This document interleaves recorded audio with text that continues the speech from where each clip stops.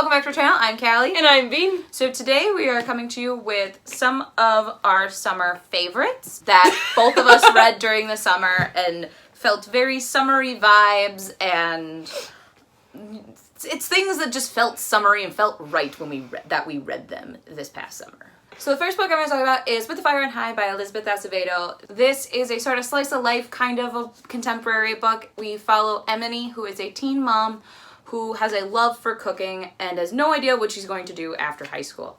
During her senior year, when an elective for professional cooking comes across her, she decides to take a chance and take this class, and a lot of events sort of ensue with our plot line. But I really enjoyed this. It was really delectable. Like, the way that Elizabeth Acevedo described food made me so hungry. But it was so, they go to Spain, so we have a lot of really cool ambiance. They even give you actual recipes to make, which was really interesting. I haven't made any of them myself, but I might eventually. So this just sort of gave me a lot of just really fun summery. Plus, like, look at the naked cover. It's really That's summery. just summer. It's very summery. Very. All right, the first book I'm going to talk about is Every Heart a Doorway by Seanan McGuire. And I did read this this year. It is one of my favorite books of the year. It's a nice short little read that is easy to take to the beach and just sit down and read in one sitting. This book follows kids at a school who have been sent to some sort of magical realm and then have been sent back, or who have ended up back in this world and they're having trouble adjusting. Our main character in this story is Nancy, who found herself in the land of the dead, and she wants to go back, or in the halls of the dead, I'm sorry. And she wants to go back. She felt like she belonged there a heck of a lot more than she belongs in our world, and then she ends up at this school for wayward children, and it all follows. Some things happen there. It's very quick. It's a very good read, but it just, I don't know. I thought it was a bit of a summary read because it's a nice, short, easy read. So I have a short book as well. I have The Princess and the Fangirl by Ashley Poston. This is a companion novel to Geekerella. So I actually really enjoyed Geekerella. It was just sort of a fun, cute little contemporary that had a lot of different Easter eggs with different fandoms that I greatly appreciated. And this one was even better. So we follow an actress of Starfield, which is like their big thing in this world. So we follow the main actress who did die at the end of the movie, and Imogen, who is the head of a front to bring that character back. And Jess doesn't really want to bring the character back because she wants to not be set in that role and only be known for that role. So she gets a script for the sequel and decides to throw it in the trash because she just doesn't want to deal with it and doesn't think that she will be in it because her character died. But later at the con, someone anonymously is posting snippets of the script and Jess is being blamed for it. So she finds Imogen after they have like this weird big fight because they are doppelgangers, and asks her to be her to gain... She's not very well liked in the fandom, so she asks Imogen, who is a big fan of the series, to take her place on panels, and that way Jess has the freedom to go and figure out who is leaking the script and sort of figure out that way.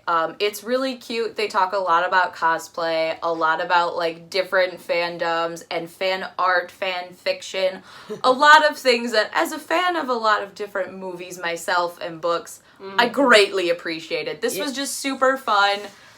And look at the, like, it's so pretty. It's so pretty. I greatly just appreciate. I had a smile on my face. So this is for a dorky summer, but so it just felt summer because the con happens during the summer too. So it felt summery and fun. Good. All right, the next book I'm going to talk about is Castaways, the Flying Dutchman by Brian Jacques. Most of you might know Brian Jacques from the Redwall series. This is a different series that he wrote that is, I believe, 4 books long now. But this first one is my favorite of the series, and it follows 2 main characters who actually at the beginning are nameless, but they end up being called Ben and Ned. So Ben is the boy, Ned is the dog. And they're basically chosen by an angel to go to different periods in time and help out a local there. And so the reason I found this to be more of a summary book is because the main story in here, they find themselves in a small town in, I want to say, like, the 1600s, and they end up having to do, like, a treasure hunt, basically. And it's really fun. They're literally just going around this town, meeting all of these people, and trying to find a way to save this town from this big company guy who wants to come in and take over. So I highly recommend this. It's a quick read. It's a lot of fun. It is technically a middle grade story. My last book is actually a July release from this year, and that is Spin the Dawn by Elizabeth Lim. I read this book a couple weeks ago, or a week ago, and fell in love with this story. So this is a Mulan meets Project Runway retelling. So we have this girl, Maya, who has been taking over her father's tailoring business. She wants to become a master tailor, but in this world, only men can become master tailors. So when an imperial emissary comes and says that her family has been invited to compete to become the imperial tailor, she dresses up as her brother and goes to compete. While competing, she has to find 3 magical items that are part of their big lore and history of this world. She has to make 3 dresses from the laughter of the sun, the tears of the moon, and the blood of the stars. Yeah, so she has to make thread from these things and then make beautiful dresses for the soon-to-be empress of this world in order to get the title of Imperial Tailor. And this story, the characters are so dynamic and just have such depth to them. The world is so immersive. I read this book. It's not super big, but it's a good size. I read it in one sitting because I needed to know the things that were happening. I am so in love with, we meet an enchanter named Eden, and he is probably my new favorite book guy. I love him so much. Good.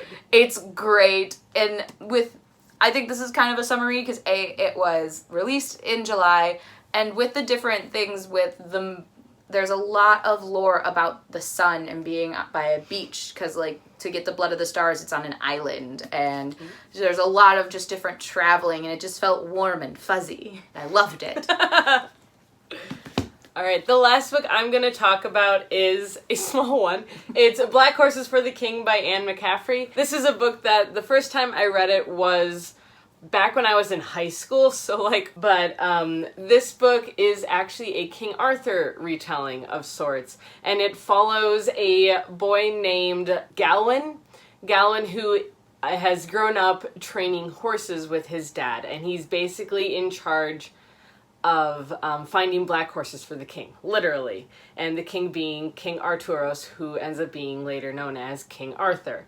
And so this is all about his journey with these huge black stallions, as he's this, like, 14-year-old boy who suddenly is being sent across the world to help this future king to find these menacing horses. And it's a really fun journey that you go on. It does take place throughout the summer, so there you go.